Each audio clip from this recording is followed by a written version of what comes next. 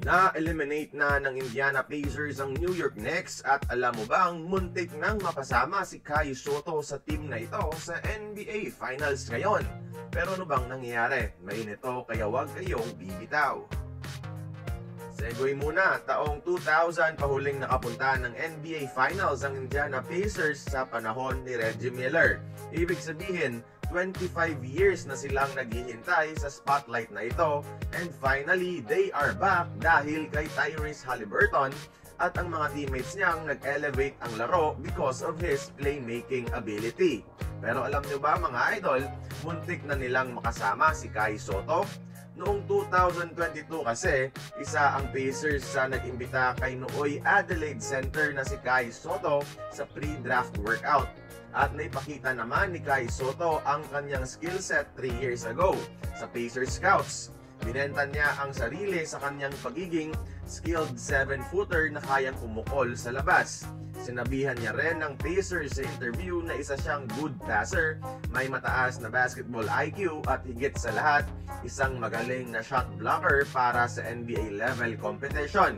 Pakinggan pa ang sinabi niya sa Pacers opportunity na pwede siyang i-draft.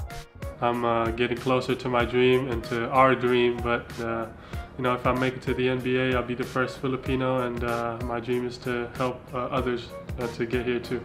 If I get a chance to be in an NBA team, I would give my best and give everything I have. Mayroong tatlong picks ang Pacers sa 2022 NBA Draft. Ang number 6 na ginamit nila para kay Benedict Mathurin, ang number 31 na ginamit nila para kay Andrew Nembhard. Dalawang 2022 picks nila na naging instrumental sa pagtalo nila sa New York Knicks mga idol. At ang huling pick nila sa taong yon mga idol ay ang pick number 58, the last pick of the draft. Maraming nag-aakala na si Kai na ang mapipili dito ng Pacers dahil kailangan nila ng big man. Pero unfortunately, imbes na si Kai ang marinig, ang napili ay ang French guard na si Hugo Besson. Kaliga lang ni Kai sa NBL na naglaro para sa New Zealand Breakers. Pero gusto pa sanang kunin ng Indiana si Kai mga idol sa kanilang Summer League team.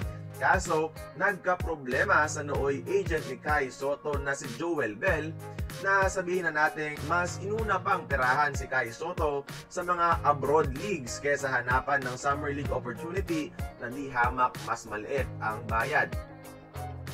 Pero sayang sana kung sakali man na naging Pacer si Kai Sotto, di man masabi ang role o playing time, pero tiba-tiba sana siya sa playmaking ng isang Tyrese Haliburton.